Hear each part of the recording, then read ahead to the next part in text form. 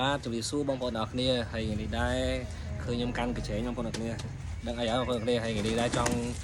រំលឹកពីអតីតកាលបងប្អូនអរគ្នាដែលបុរិតធ្វើជាចៅចិត្តរែងត្បូងនៅទឹកដីបងពេជ្របៃលិនហ្នឹងបងប្អូនអរគ្នាហើយបងប្អូនចង់ដឹងរូបខ្ញុំកាលពីសម័យខ្ញុំរែងត្បូងហើយរៀងខ្ញុំយ៉ាងម៉េចដែរបងប្អូនអរគ្នាចាំនេះចាំមើលបងប្អូនអរគ្នានេះរូបខ្ញុំបងប្អូនអរគ្នាមិនដែរបងប្អូនអរគ្នានឹងរូបទី1នេះរូបទី2បងប្អូនអរគ្នា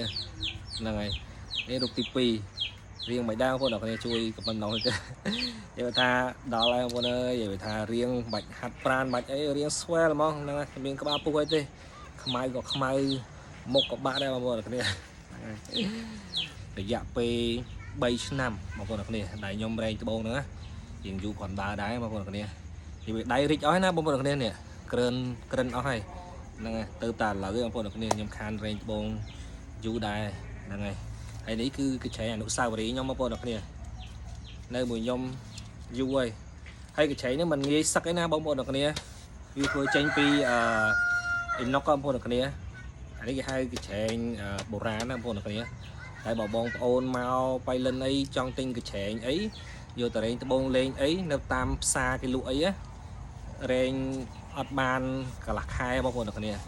គឺខូចហ្មងខ្មៅហើយកញ្ឆេងនេះនៅមួយខ្ញុំយូរហើយក៏វាអាច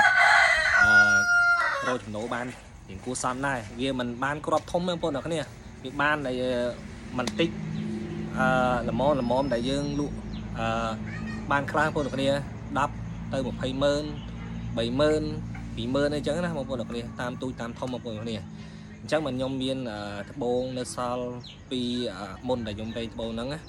យកមកច្នៃធ្វើអញ្ជៀនឲ្យពុកម៉ែបងប្អូនពាក់ហ្នឹងហើយតែឥឡូវច្នៃអត់តាន់ហើយបងប្អូនអរគ្នាហ្នឹងហើយបើច្នៃហើយចាំមើលខ្ញុំធ្វើវីដេអូហើយនឹងខ្ញុំនឹងបង្ហោះ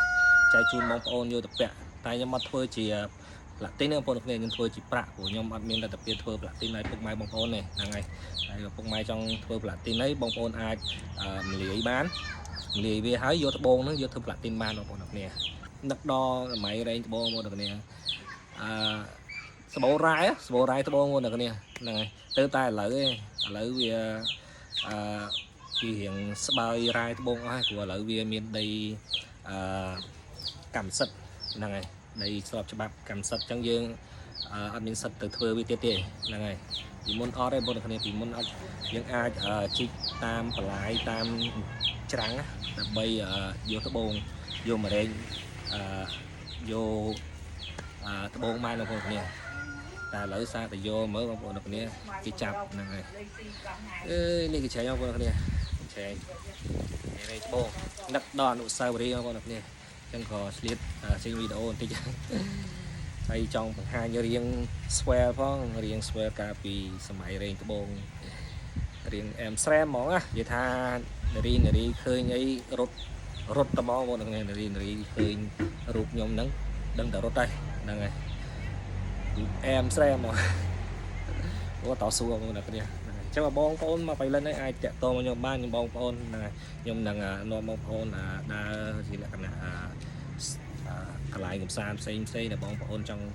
មកដូចមានបងប្អូននៅខាងពេញទេមកខ្ញុំហើយបងប្អូនខ្លះក៏ឆាតមកខ្ញុំដែរចង់មកលេងបៃលិនអត់អីមកលេងបានខ្ញុំអាចមានពេលវេលាខ្ញុំនាំបងប្អូនឲ្យស្គាល់រមណីយដ្ឋានផ្សេងបាន